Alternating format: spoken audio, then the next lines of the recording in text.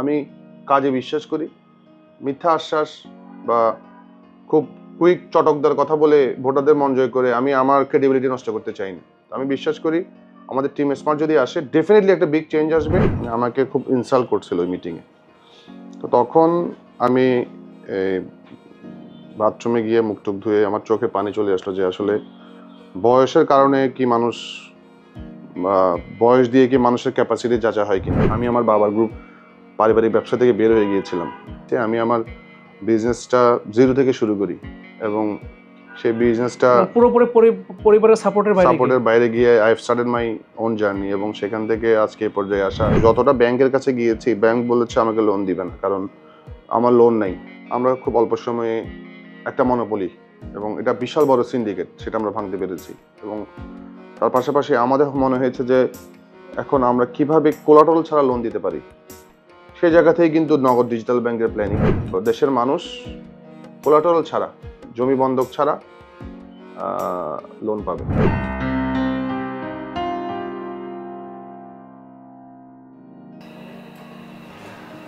আজ কথা হবে বাংলাদেশের সবচেয়ে বড় ফিনটেক স্টার্টআপ নিয়ে। আমরা আছি মোবাইল আর্থিক সেবাদাতা প্রতিষ্ঠান এবং বাংলাদেশের প্রথম ডিজিটাল ব্যাংক নগদ কার্যালয়ে।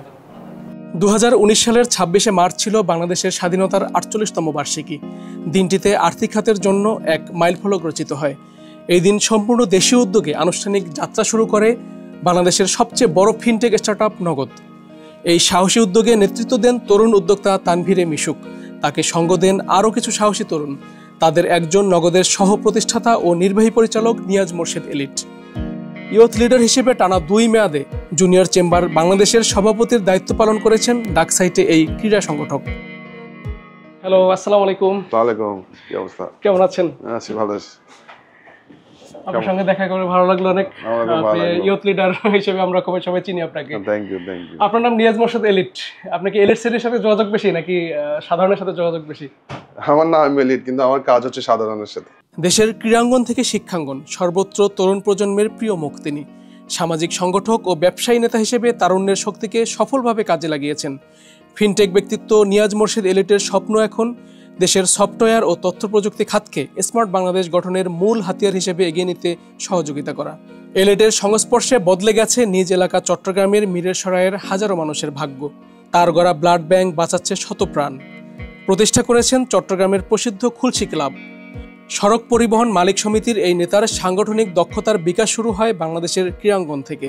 মাত্র 25 বছর বয়সে ব্রাদার্স ইউনিয়ন ক্লাব লিমিটেডের ক্রিকেট পরিচালনা কমিটির চেয়ারম্যানের দায়িত্ব পান তিনি। পরিচালক হিসেবে দায়িত্ব পালন করছেন brothers union club limited Dhaka ও চট্টগ্রামে। বাংলাদেশ ক্রিকেট বোর্ডের সঙ্গে যুক্ত আছেন কাউন্সিলর হিসেবে। তিনি বাংলাদেশ দাবা ফেডারেশনের প্রধান সমন্বয়ক ও চট্টগ্রাম জেলা ক্রীড়া সংস্থার ক্রিকেট কমিটির vice chairman. Niaz Morshed elite এবার মন দিতে চান দেশের সফটওয়্যার শিল্পের বিকাশে। টিম স্মার্টের সদস্য হিসেবে 2024-26 মেয়াদে বেসিস নির্বাচনে অংশ নিচ্ছেন এই স্বপ্নবাজ উদ্যোক্তা। সাধারণ মানুষের মাইন্ডসেটটা নিয়ে কাজ করি, যেহেতু অনেক সংগঠন করেছি। সাধারণের সাথে আমার উঠা বসাটা বেশি এবং আমি মনে করি যে আসলে মানুষের, আমরা সবাই সাধারণ। আর যারা নিজেদেরকে অসাধারণ মনে করি, আমার মনে হয় এটা ভুল। আমরা সবাই সাধারণ, বাট আমাদের এক একজনের কাজের ধরনটা এক এক রকম, যেখানে মানুষকে আলাদা করে তোলে আর কি। ইয়ুথ লিডার হিসেবে আপনার সবসময় আপনার উপর একটা ফোকাস থাকে। আমরা দেখেছি মিডিয়ারও একটা ফোকাস থাকে, মানুষেরও একটা আগ্রহ জায়গা থাকে। মিডিয়ার ফোকাসটা কখন হয়? যখন মানুষের আগ্রহের জায়গাটা তৈরি হয়। এই কারণে এই আপনার এই যে ইয়ুথ লিডারশিপে আসা, মানে তরুণদের নিয়ে কাজ করা, তারুণ্য নির্ভর কাজ করা, এই এটার প্রেরণা কবে আসলো, কিভাবে আসলো এবং কিভাবে এখানে জড়িয়ে পড়লেন? আসলে প্রতিটা মানুষের লাইফে অনেকগুলো ঘটনা থাকে, যে ঘটনাকে কেন্দ্র করে মানুষ তার লাইফের কাজের ধরনটা ঠিক করে। আমি 24 বছর বয়সে আমি ঢাকা ব্রাদার্স ইউনিয়নের ক্রিকেট কমিটির প্রেসিডেন্ট হই। তো সেই মিটিংয়ে আমার বাবার একজন বন্ধু ছিল। সে মিটিংয়ে বলে উঠলো যে এত ইয়াং একটা ছেলে কিভাবে ব্রাদার্সের মতো একটা ক্লাবের ক্রিকেট কমিটির প্রেসিডেন্ট দায়িত্ব পালন করে। মানে আমাকে খুব ইনসাল্ট করছিল ওই মিটিংয়ে। তো তখন আমি বাথরুমে গিয়ে মুখ টুক ধুয়ে আমার চোখে পানি চলে আসলো যে আসলে বয়সের কারণে কি মানুষ, বয়স দিয়ে কি মানুষের ক্যাপাসিটি যাচা হয় কিনা। তখন আমার মাথায় একটা স্ট্রাইক করলো যে আমি এমন কিছু করতে চাই যেখানে বয়সের এই বৈষম্যটা যেন না থাকে। আমার সাংগঠনিক বা আমার সংগঠন করার হাতে খড়ি হচ্ছে আসলে স্পোর্টস। আমি দীর্ঘ প্রায় আজকে 14 থেকে 15 বছর ক্রিকেটের সাথে ইনভলভড। আমি ঢাকা ব্রাদার্সের ক্রিকেটের প্রেসিডেন্ট ছিলাম। এবং অনেক বড় বড় ক্রিকেটারও তো মনে হয় হ্যাঁ, আপনাদের চিটাগং ওখান ব্রাদার্সের থেকে বের হয়ে আসা। প্রেসিডেন্ট ছিলাম। আমাদের তামিম ইকবাল তার প্রথম খেলা হচ্ছে যে আমাদের চিটাগং ব্রাদার্স থেকে, তখন আমি ক্রিকেটের প্রেসিডেন্ট। সে প্রথম প্রিমিয়ার ডিভিশন কিন্তু চিটাগং ব্রাদার্স দিয়ে তার জার্নিটা শুরু করে।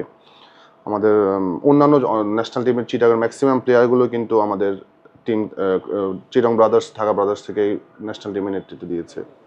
আমি চট্টগ্রাম রিজিয়নাল ক্রিকেট কাউন্সিল যেটা হয়েছে নতুন, সেটার ফাউন্ডিং বোর্ড মেম্বার। তার পাশাপাশি আমি দাবা ফেডারেশনের চিফ কোঅর্ডিনেটর দায়িত্ব পালন করছি। আমি চট্টগ্রাম জেলা ক্রীড়া সংস্থার ক্রিকেট কমিটির ভাইস চেয়ারম্যান দায়িত্ব পালন করছি। তো স্পোর্টস আর স্কুল জীবনে আমি ক্রিকেট টিমের ক্যাপ্টেনও ছিলাম। তো স্পোর্টসের প্রতি আমার আগ্রহটা সবসময় বেশি, এবং আমি সবসময় চেষ্টা করি যে আসলে মানে ইয়দেরকে যদি আমরা স্পোর্টসে ইনভলভ করতে পারি তাহলে সুন্দর একটা যুব সমাজ ব্যবস্থা গড়ে উঠবে। সেখান থেকে কিন্তু আমার সংগঠন বা সাংগঠনিক কাজের যাত্রা শুরু। আর তার পাশাপাশি আমি চিটাংয়ে 2012 সালে চিটাং খুলশি ক্লাব প্রতিষ্ঠা করি। আমার মনে হয়েছে যে আসলে চিটাংয়ে সবাই সিনিয়ররা চিটাং ক্লাব বা সিনিয়র্স ক্লাবের মেম্বার হয়, আমাদের মতো তরুণদের জন্য বসার কোনো জায়গা নেই, সোশ্যাল কোনো ক্লাব নেই। সে মাইন্ডসেট থেকেই খুলশি ক্লাব প্রতিষ্ঠা করি, এবং আমাদের খুলশি ক্লাবের প্রায় এখন 1000 মেম্বার আছে চিটাং খুলশি ক্লাবে। সংগঠন করাটা হচ্ছে আমার একটা নেশা, আর এটা আমার ছোটবেলা থেকেই, যে আমি চাই যে সমাজে যে বৈষম্যগুলো আছে, সমাজে তো আমাদের আসলে নারী পুরুষ, ধনী গরিব, নবীন প্রবীণের বৈষম্য আছে, এবং এই বৈষম্যটা নিয়ে কাজ করার জন্যই আমার মাথায় সবসময় কাজ করে যে আমি এই বৈষম্যটা অন্তত তরুণদের যে বৈষম্য শিকার হচ্ছে পুরো সমাজ ব্যবস্থায়, সেটা নিয়ে যেন কাজ করি, এবং মানুষ যেন মনে করে আমাকে দেখে যে আসলে বয়স দিয়ে কখনো কারো ক্যাপাসিটি বা কারো ক্যাপাবিলিটি বা কারো অবস্থান নির্ধারণ হয় না। অনেক সংগঠনের সঙ্গে জড়িত আপনি, এবং আপনার পরিচয় অনেক, আপনি শিল্প উদ্যোক্তা, তরুণ উদ্যোক্তা, ইউথ লিডার, আবার বলি যদি সমাজ সেবক, সমাজে মানুষের সঙ্গে আপনি অনেক কার্যক্রমের সাথে জড়িত। আপনি আপনার যে কমিউনিটি, যে বিজনেস কমিউনিটি, এখানে আপনি নেতৃত্বে আছেন। সব মিলে আপনি কোন পরিচয়টা সবচেয়ে বেশি উপভোগ করেন আপনার জীবনে, ব্যক্তি জীবনে? আমি একজন তরুণ সংগঠক হিসেবে পরিচিতিতে স্বাচ্ছন্দ্য বোধ করি, কারণ তরুণদের নিয়ে কাজ করার লোক খুব কম, এবং তরুণদেরকে প্রপার প্ল্যাটফর্মে নিয়ে এসে তাদের জীবন মান যদি আমরা উন্নয়ন করতে পারি, সেটাই হচ্ছে বড় সার্থকতা। কারণ আপনি যতই ব্যবসা করেন, আপনি তো আসলে আপনার কিছু দায়বদ্ধতা থেকে যায় সমাজে। আপনি কিন্তু ডেইলি 5 কেজি চাল খেতে পারবেন না, আপনি কিন্তু মানে বেশি টাকা খরচ করার সুযোগ নেই। কিন্তু একটা পর্যায়ে এসে আমার মনে হয়েছে যে আসলে আমাদের অবস্থান থেকে আমি তরুণ হিসেবে যদি তরুণদের ভয়েস হিসেবে কাজ না করি, বা সংগঠক হিসেবে যদি আমি নিজেকে প্রতিষ্ঠা না করি, তাহলে কিন্তু অন্য তরুণের সেই স্কোপটা পাবে না। আপনি অনেকগুলো সংগঠনের মাধ্যমে তরুণ সমাজকে একটা প্ল্যাটফর্মে নিয়ে এসেছেন, এবং অনেক কার্যক্রম আমরা দেখতে পাই। তরুণ জনগোষ্ঠীকে মানে এই সমাজের উন্নয়নে এবং মানুষের উন্নয়নে, মানুষের ভাগ্য বদলে কতটা কাজে লাগাতে পেরেছেন আপনার এই গত? যেমন ধরেন আমি বলি আপনাকে, সেটা হচ্ছে যে আমি জুনিয়র চেম্বারের বাংলাদেশের প্রেসিডেন্ট দায়িত্ব ইলেকশনের মাধ্যমে আমি প্রায় 80% ভোট পাই। আমি 2021 এবং 2022 সালে আমি 2 বছর জুনিয়র চেম্বার দায়িত্ব পালন করি, এবং জুনিয়র চেম্বারে কিন্তু নর্মালি 2 বছর কেউ দায়িত্ব পালন করে না, 1 বছর প্রেসিডেন্টশিপ থাকে। বাট সেকেন্ড ইয়ারে আমি প্রেসিডেন্ট থাকার জন্য আমাদের সাধারণ সবাই কনস্টিটিউশন চেঞ্জ করা লাগছে, এবং শতভাগ ভোট পেয়ে আমি আবার সেকেন্ড ইয়ার দায়িত্ব পালন করি। আমি যখন জুনিয়র চেম্বারের দায়িত্ব গ্রহণ করি তখন আমার মেম্বার ছিল অ্যারাউন্ড 300 থেকে 400, আর আমি 2 বছর যখন আমি দায়িত্বটা ছাড়ি তখন আমার মেম্বার ছিল প্রায় 5000, এবং বাংলাদেশের প্রত্যেকটা জেলায় ম্যাক্সিমাম ইম্পর্টেন্ট জেলায় জুনিয়র চেম্বার নেতৃত্ব দিচ্ছে। জুনিয়র চেম্বার কক্সবাজার কমিউনিটি নিয়ে কাজ করতেছে, সেখানকার প্রবলেম নিয়ে কাজ করতেছে তরুণদের। জুনিয়র চেম্বার সিলেট কাজ করতেছে, তাদের সিলেটের তরুণদের সমস্যা নিয়ে। জুনিয়র চেম্বার চিটাং কাজ করতেছে, চিটাংয়ের তরুণদের সমস্যা নিয়ে, তাদেরকে কীভাবে ট্রেন আপ করা যায়, তাদের কীভাবে লিডারশিপ গ্রোথ দেওয়া যায়, তাদের বিজনেসে কী কী সমস্যা সেগুলো নিয়ে কাজ করতেছে। জুনিয়র চেম্বার রাজশাহী কাজ করছে রাজশাহীর তরুণদের নিয়ে, খুলনা কাজ করছে, যশোর কাজ করছে, ঢাকা কাজ করছে। আমার কাছে মনে হয় যে জুনিয়র চেম্বার এই মুহূর্তে স্পেসিফিকলি তরুণদের সমস্যা নিয়ে কাজ করছে, তরুণদের লিডারশিপ নিয়ে কাজ করছে, তার পাশাপাশি পুরো বাংলাদেশের একটা ইয়ুথ ভয়েস হিসেবে কাজ করছে। আমি এখন জুনিয়র চেম্বার বাংলাদেশের ট্রাস্টের চেয়ারপারসনের দায়িত্ব পালন করছি। আমি বিশ্বাস করি যে আমরা যেভাবে কাজ করছি সেখানেই এই কাজের প্রসেসেই অনেক তরুণদের জীবন মান বা ভাগ্য পরিবর্তন হচ্ছে। আমরা ধরেন জুনিয়র চেম্বার থেকে প্রতি বছর 10 জন তরুণকে অ্যাওয়ার্ড দিই 40-এর নিচে, এটাকে বলে 10 আউটস্ট্যান্ডিং ইয়াং পার্সন অ্যাওয়ার্ড। সেখানে তরুণরা অনুপ্রাণিত হচ্ছে। এটা গত 12 বছর ধরে চলছে। এটা খুব প্রেস্টিজিয়াস অ্যাওয়ার্ড। বিভিন্ন সেক্টর ওয়াইজ তরুণরা যে যে সেক্টরে কাজ করছে। আমরা ইয়থ সামিট করি, এন্টারপ্রেনারশিপ সামিট করি, সেখানে আমাদের জুনিয়র চেম্বার মেম্বাররা তাদের প্রোডাক্ট এবং সার্ভিসগুলো ডিসপ্লে করছে। সেখানে বিভিন্ন ফাইন্যান্সিয়াল সেক্টরের লোকজন আসতেছে, একটা মিলন মেলা হয়, ওরা অনেক লোনের ব্যবস্থা করে দিচ্ছি। আমরা ব্যাংকের সঙ্গে একটা যোগাযোগের ব্যবস্থা করে দিচ্ছেন। আমরা জব ফেয়ার করছি। আমাদের তো জুনিয়র চেম্বারের যারা প্রফেশনালস তাদেরকে আমরা জবের ব্যবস্থা করে দিচ্ছি আমাদের মাধ্যমে। তাদের জন্য আমরা এক্সটেন্সিভ ট্রেনিং করি 3 দিনের, যেটাকে বলে জেসিএ বাংলাদেশ একাডেমি। আমরা 3 দিন মেম্বারদেরকে নিয়ে আমাদের বিভিন্ন ইস্যুজে আমরা ট্রেন আপ করাচ্ছি।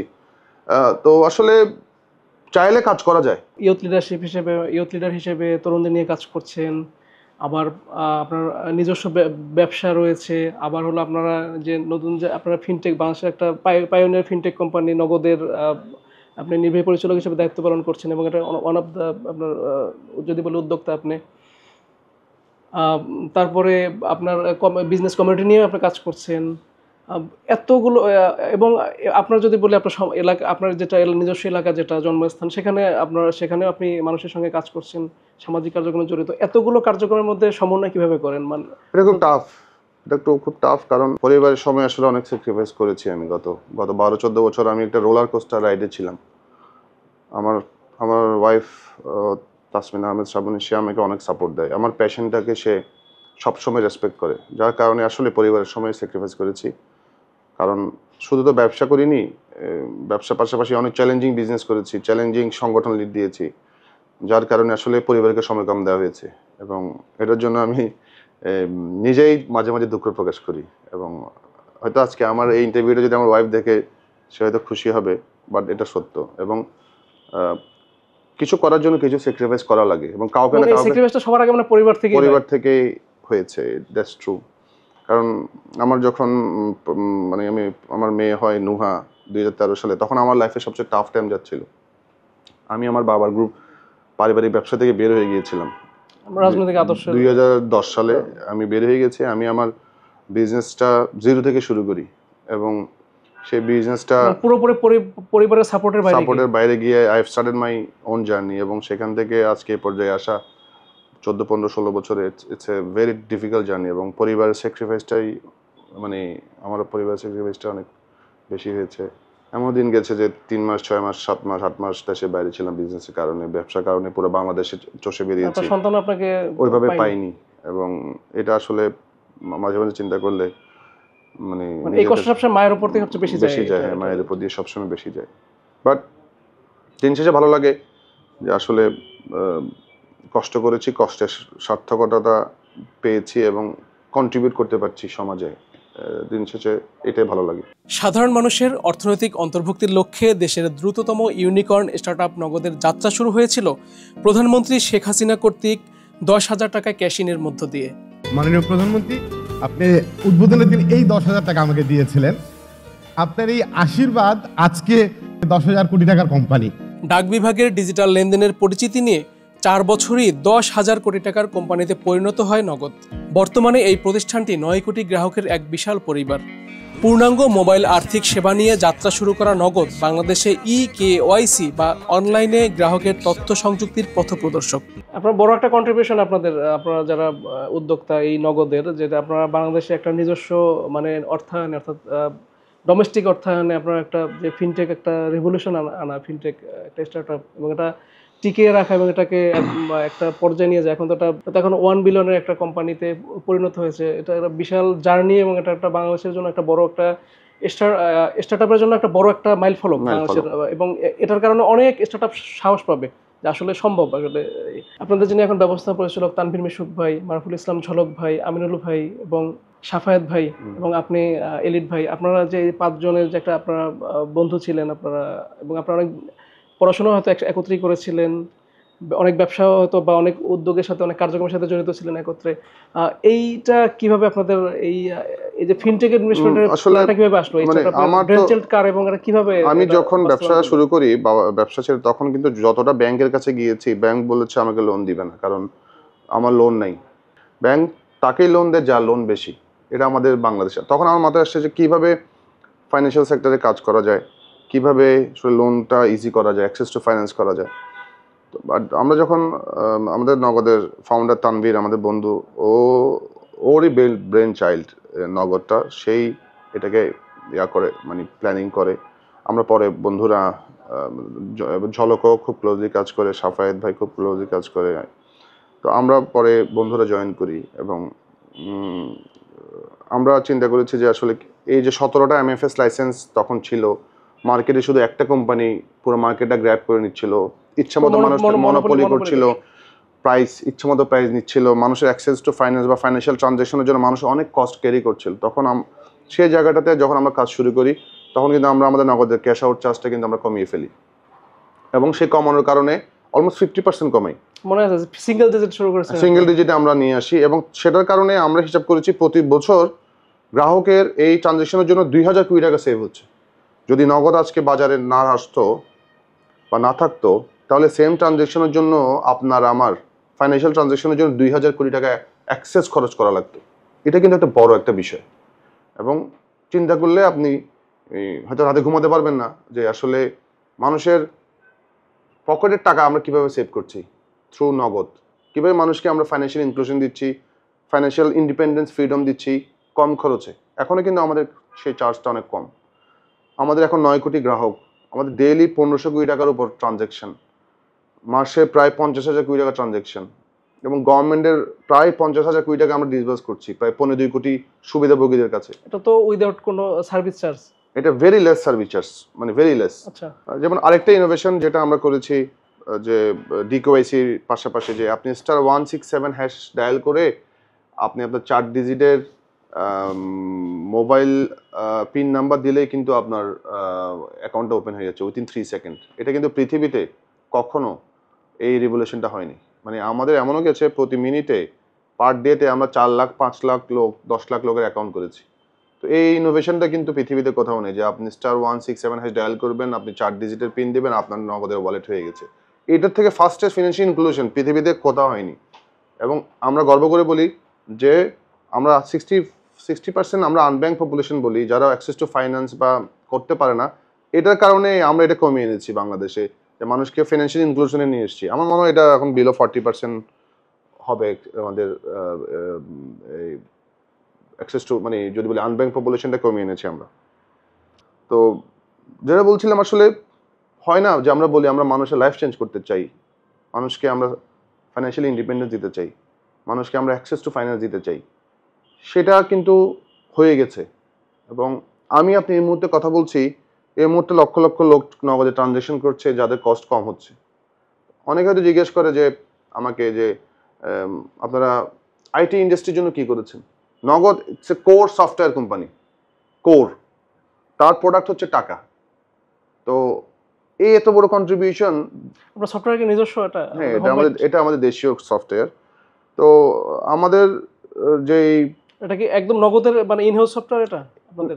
দেশি ইনহাউস প্লাস আমাদের দেশি একটা আচ্ছা, পার্টনার আছে, ওইটা কমপ্লিট। এবং আমরা প্রথম ডিজিটাল কেওয়াইসি চালু করেছি বাংলাদেশে, যেটা আগে কখনো ছিল না, যে আপনার এনআইডির ছবি তুলে আপনি অটোমেটিক্যালি নগদের নিজের অ্যাকাউন্ট নিজে খোলা। তো আমরা এরপরে সবাই চালু করেছে। তো আমরা অনেক কিছু করেছি এবং আমাদের আমাদের ফাউন্ডার এবং ম্যানেজিং ডাইরেক্টর তানভীর, তার ভিশনারি লিডারশিপের কারণে এবং তার টিম ওয়ার্কের কারণে এবং তার ডাইনামিক ডিসিশনের কারণে আমরা খুব অল্প সময়ে একটা মনোপলি এবং এটা বিশাল বড় সিন্ডিকেট, সেটা আমরা ভাঙতে পেরেছি। এবং তার পাশাপাশি আমাদের মনে হয়েছে যে এখন আমরা কিভাবে কোলাটারাল ছাড়া লোন দিতে পারি, সে জায়গা থেকে কিন্তু নগদ ডিজিটাল ব্যাংকের প্ল্যানিং। সেখান থেকে আমরা চিন্তা করেছি যে আমরা কিভাবে মানুষকে অ্যাক্সেস টু ফাইন্যান্সটা দিতে পারি বেসড অন এআই ট্রানজ্যাকশন। প্রতিটা ওয়ালেটের আপনার যে ওয়ালেটটা আছে সেটা আপনি ট্রানজ্যাকশনের উপর বেস করে অটোমেটিক আপনার ক্রেডিট লিমিট সেট হবে। আপনাকে কোথাও দৌড়াতে হবে না, কোনো কোলাটারাল দিতে হবে না, বা বইয়ের স্বর্ণ বন্ধক দিতে হবে না টাকার জন্য। আপনার ক্রেডিট রিপোর্টের উপরে আপনি লোন পাবেন আমি এবং উইদাউট কোলাটারাল। আমরা তো জাতিগতভাবে যদি বিষয়টা দুঃখজনক, আমরা একটু খেলাপি সংস্কৃতিটা আমাদের মধ্যে বেশি। আপনি এই নিরাপত্তা কিভাবে পাবেন যে আমি আসলে আপনাকে ফেরত দেবো কিনা? সেই জন্য কিছু পলিসি আমরা করছি, সেই জন্য আপনাদের প্রপার কেওয়াইসিটা আমরা প্রপারলি করছি, যেখানে আপনার ডিটেলস ইনফরমেশন থাকবে এবং হয়তো আপনার জন্য কিছু আপনার জন্য আমরা হয়তো ওইভাবে কোলাটারাল নিচ্ছি না, বাট হয়তো আমাদের জিনিসটা তৈরি হচ্ছে, আমি এখন ডিসক্লোজ করছি না, বাট এতটুকু বলতে পারছি যে আপনারা দেশের মানুষ কোলাটারাল ছাড়া, জমি বন্ধক ছাড়া লোন পাবে। শুধু তার ফিনান্সিয়াল ট্রানজাকশনের হিস্ট্রির উপরে এটা এবং নগদ ডিজিটাল ব্যাংক এটা রিমার্কেবল একটা ফিনান্সিয়াল সেক্টরে একটা ভূমিকা রাখবে বলে আমরা বিশ্বাস করি। এবং স্মার্ট বাংলাদেশ বিনির্মাণের জন্য ক্যাশলেস যে মার্কেট বলছি, ক্যাশলেস ইকোসিস্টেমের জন্য নগদের অগ্রণী ভূমিকা পালন করবে এবং এটা ইতিহাসের একটা অংশ হয়ে থাকবে। হয়তো আমরা থাকবো না এক সময়ে, কিন্তু এই নগদের এই কার্যক্রম মানুষ মনে রাখবে এবং মানুষ অ্যাপ্রিসিয়েট করবে। আচ্ছা, আপনার তানভীর ভাই, আপনার বন্ধু, উনি যখন এই উদ্যোগটা নিলেন বা এই এটা তো স্টার্টআপ, আপনি আপনার স্টার্টআপ কিন্তু আমরা ধরেই নিই স্টার্টআপ 50-50 চান্স থাকে, এটা হয় সফল হবে না হলে ব্যর্থ হবে। আপনারা এই যে যারা এগিয়ে এসেছিলেন তারা সাহস বা ভরসা কিভাবে পেয়েছিলেন? মানে আসলে বাংলাদেশে তো প্রায় 95% স্টার্টআপ ফেল করে due to access to finance. কারণ আমাদের ইকোসিস্টেমে ব্যাংক কিন্তু কোনো টেক বিজনেসকে বা স্টার্টআপ কোম্পানিকে লোন দেয় না। তারা চিন্তা করে যে আসলে মানে টেক বিজনেস এবং স্টার্টআপ কোম্পানিগুলোর সবচেয়ে বড় সমস্যা হচ্ছে যে ফাইন্যান্সটা পায় না। এবং বাংলাদেশে কিন্তু অ্যাঞ্জেল ইনভেস্টমেন্ট কনসেপ্টটাও নেই। আমাদের এই সমাজ ব্যবস্থায় আমাদের বাবাদের কাছে টাকা আছে, তারা কিন্তু স্টার্টআপ বা টেক বিজনেসের কনসেপ্টটাই বোঝে না। ওরা চিন্তা করে যে মান্থ অন মান্থ প্রফিট পেতে হবে, তাহলে এই ব্যবসাটা সাস্টেনেবল। কিন্তু আসলে স্টার্টআপ বিজনেস তো আসলে এই ফিলোসফিতে চলে না। এখানে মেইনলি আপনার কী পরিমাণ ক্লায়েন্ট আপনি সার্ভ করতেছেন, কী পরিমাণ ইকোসিস্টেম আপনি কন্ট্রোল করতেছেন, সেটার উপরে কোম্পানি ভ্যালুয়েশন ডিপেন্ড করে। কিন্তু আমাদের বাংলাদেশে কিন্তু এখনও স্টার্টআপের বা টেক বিজনেসের ভ্যালুয়েশনের একটা কোম্পানি কত ভ্যালুয়েশন হবে সেটার কিন্তু কোনো গাইডলাইন এখন আমরা তৈরি করতে পারিনি। আমাদের ক্রেডিট রেটিং সিস্টেমটা এখনও নাই। আমরা কিন্তু স্টার্টআপ কোম্পানিগুলো বা আমাদের টেক বিজনেসগুলো কিন্তু আমরা শেয়ার বাজারে যেতে পারছি না ডিউ টু ভ্যালুয়েশনের কারণে। তো এটা আমাদের জন্য খুব রিস্কি জার্নি ছিল এবং আমরা সবাই মানে তানভীরের লিডারশিপের উপর সবাই আস্থা রেখে আমরা সবাই ঝাঁপিয়ে পড়েছি এবং সেটার রেজাল্ট আজকে আমরা সবাই পাচ্ছি। তো সুতরাং আমরা বিশ্বাস করি যে ইচ্ছাশক্তি থাকলে, অদম্য ইচ্ছাশক্তি থাকলে যে কোনো সমস্যার সমাধান করা যায়। অনেক বাধাও তো এসেছে, অনেক বাধা এসেছে এবং সে বাধা তো একদম ছোটখাটো বাধা ছিল না। না অবশ্যই, কারণ আমাদের অপোনেন্ট যারা তারা অনেক পাওয়ারফুল, তাদের বিদেশি অনেক ফাইন্যান্স আছে, তারা অনেক টাকা খরচ করেছে আমাদেরকে দমানোর জন্য, বাট আমরা ইনশাল্লাহ সেটা অতিক্রম করেছি। এবং এখানে আপনাদের তাহলে মূল ম্যাজিকটা কি কোথায় ছিল? ক্যারিজমেটিক লিডারশিপে, মানে আপনাদের যে জার্নিতে যে ডেফিনেটলি আপনার লিডারশিপটাই তো আসলে মানুষের লাইফকে ট্রান্সফর্ম করে, বাকিগুলো তো অ্যাড অন করে। কিন্তু একটা লিডারশিপ, ভিশনারি লিডারশিপের জন্যই আজকে, এবং আমাদের ফাউন্ডার তানভীরের ভিশনারি লিডারশিপের জন্য আজকে নগদ এই পর্যায়ে এসছে, সাথে আমরা সবাই সাপোর্ট দিয়েছি। বাংলাদেশে ফিনটেকে আপনারা একটা বড় মনোপলি ভেঙে দিয়েছেন, যেটা আসলেই একটা রেভলিউশনের উদ্যোগ ছিল। এই যে এখনো কি আপনার মার্কেটে কি সুষম প্রতিযোগিতা ফিরে এসেছে কিনা, বা এখনো কি আপনারা যে কোনো ফিনটেক যদি নতুন কোনো স্টার্টআপ আসে বা তাদের আমাদের দেশীয় কোনো উদ্যোক্তা যদি আসে এগিয়ে আসে, তাদের জন্য সেই সুষম বাজারটা আছে কিনা বা সুষম হ্যাঁ, বাজার সুষম আছে, কিন্তু আসলে প্রত্যেকটা কোম্পানি তার কোন স্ট্র্যাটেজিতে সে আগাবে সেটা ওই টিমের উপর ডিপেন্ড করে। তো আমাদের স্ট্র্যাটেজিটা যেটা ছিল সেটা ক্লিক করেছে এবং অবশ্যই মার্কেট ইজ হিউজ। আমাদের এখনও প্রায় 50% লোক এখনও অ্যাক্সেস টু, মানে যদি বলি আমরা আনব্যাংক পপুলেশনে রয়ে গেছে। বাজার এখনও আছে সুষম। আমরা আসাতে সুষম বাজার নিশ্চিত হয়েছে, নগদ সুষম বাজার নিশ্চিত করেছে। তার আগ পর্যন্ত এমএফএসে সুষম বাজার ছিল না। তো সুতরাং আমরা যদি তৈরি করেছি, সেই পথে যে কেউ আসতে পারে, আমরা তাদের সাধুবাদ জানাই। 2023 সালের 25শে অক্টোবর অনুমোদন পায় দেশের প্রথম পূর্ণাঙ্গ ডিজিটাল ব্যাংক নগদ। 2024-এর জুলাই মাসে আনুষ্ঠানিক যাত্রা শুরুর লক্ষ্য নিয়ে এগোচ্ছে প্রতিষ্ঠানটি। ডিজিটাল ব্যাংক চালু হলে সপ্তাহে 7 দিন 24 ঘন্টায় মোবাইল ফোনের মাধ্যমে ব্যাংকিং সেবা গ্রহণের সুযোগ পাবেন গ্রাহক। ইতিমধ্যে তো আমরা বিভিন্ন কারণে আমাদের প্রথাগত যে ব্যাংকিং, সেটা বিভিন্ন কারণে প্রশ্নবিদ্ধ হয়েছে, আমাদের মানুষের আস্থা তো কমে গিয়েছে। যদি আপনি দেখেন যে সাম্প্রতিক সময়ে মানুষ তাদের এখন ক্যাশ টাকা রাখছে অথবা এমএফএসে রাখছে, সে কিন্তু এখন ব্যাংকে অনেকে টাকা উঠিয়ে নিচ্ছে, সে তার নিজের আয়ত্তের মধ্যে রাখার চেষ্টা করছে। এই সময় ডিজিটাল ব্যাংকটা আসলে কি আপনার এই যে আসলেন আপনারা, এটা কি মানুষের আস্থা তৈরি করতে পারবে, না কোনো নতুন ডেফিনেটলি, কোনো ঝুঁকি তৈরি করবে?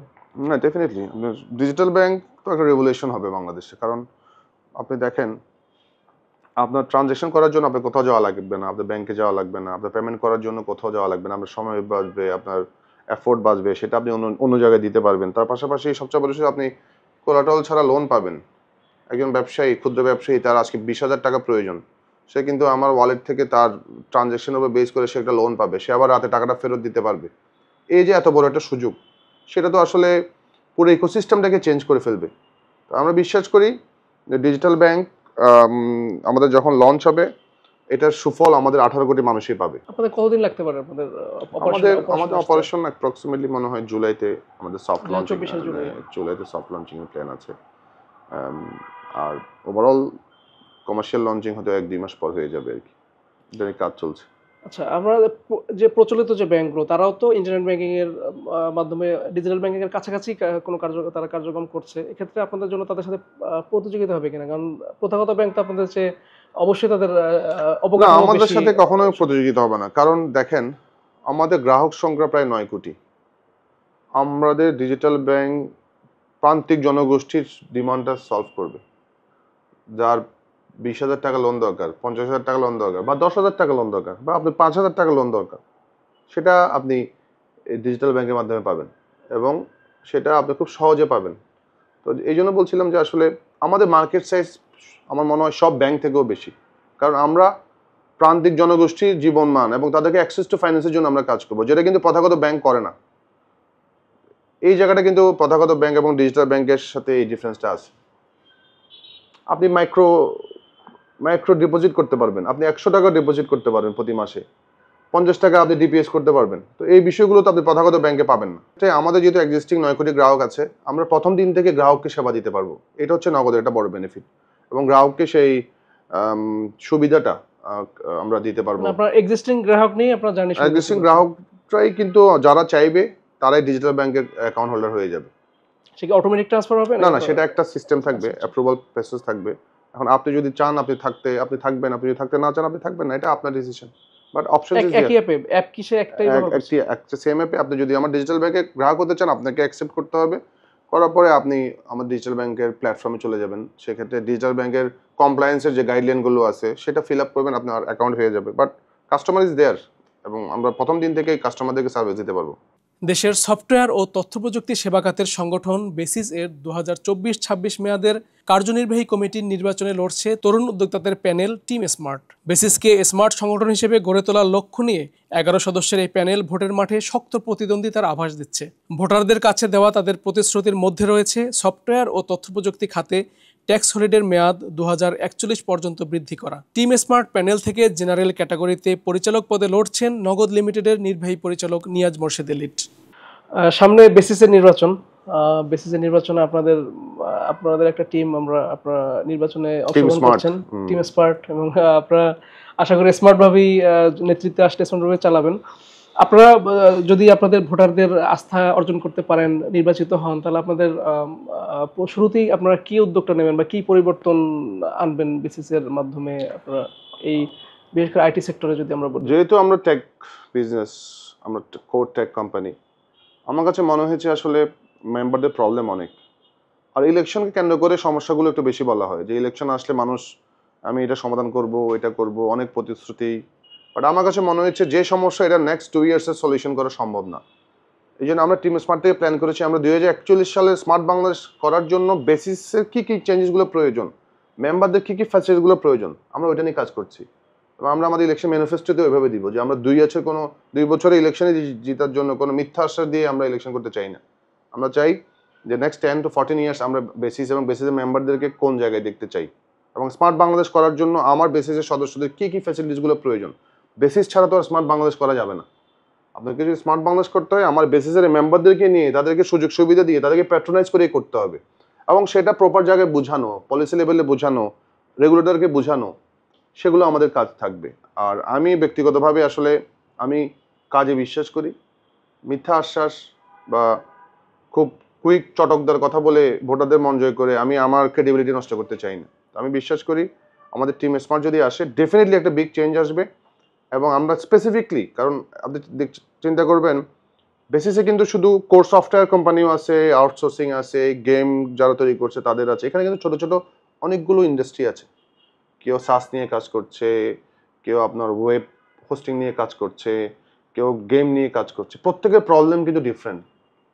সেই প্রবলেমগুলো আমরা আইডেন্টিফাই করেছি এবং সেই প্রবলেমগুলো কিন্তু সবার কিন্তু একটা কমন প্রবলেম আছে, মানে এগুলো তো সেটা ম্যাক্সিমামই কিন্তু স্টার্টআপ। না না, কমন প্রবলেম আপনি যেটা বলছেন যে ট্যাক্স হলিডে, এটা সবার প্রবলেম, বাট এর বাইরেও আপনার সেগমেন্ট ওয়াইজ স্পেসিফিক প্রবলেম আছে। আমি বিশ্বাস করি যে আমরা অবশ্যই ট্যাক্স হলিডেটা যেন থাকে, এটা নিয়ে তো আমরা অবশ্যই জোর দিয়ে কাজ করবো। এটা আমাদের টপ প্রায়োরিটি, এটা আমাদের টপ প্রায়োরিটি, এটা আমাদের টপ প্রায়োরিটি এবং সর্বোচ্চ চেষ্টা করবো আমরা এটা নিয়ে কাজ করার জন্য। বাট যেটা করার কথা ছিল এক্সিস্টিং বোর্ডের, জানি না এটা কেন হয়নি, বাট আমরা এটা সর্বোচ্চ চেষ্টা করব। আর তার পাশাপাশি যে সেক্টর ওয়াইজ যে প্রবলেমগুলো আছে, অনেক সময় যেমন দেখেন যে অ্যাক্সেস টু ফাইন্যান্স একটা বিগ প্রবলেম, সেখানে আমরা অ্যাক্সেস টু ফাইন্যান্স নিয়ে কাজ করতে পারি। এই কালচারটা কিভাবে চেঞ্জ করবেন? মানে আমরা তো স্টার্টআপে যেটা সমস্যা, আমরা কিন্তু বাংলাদেশে এখন স্টার্টআপ কালচারই তৈরি হয়নি।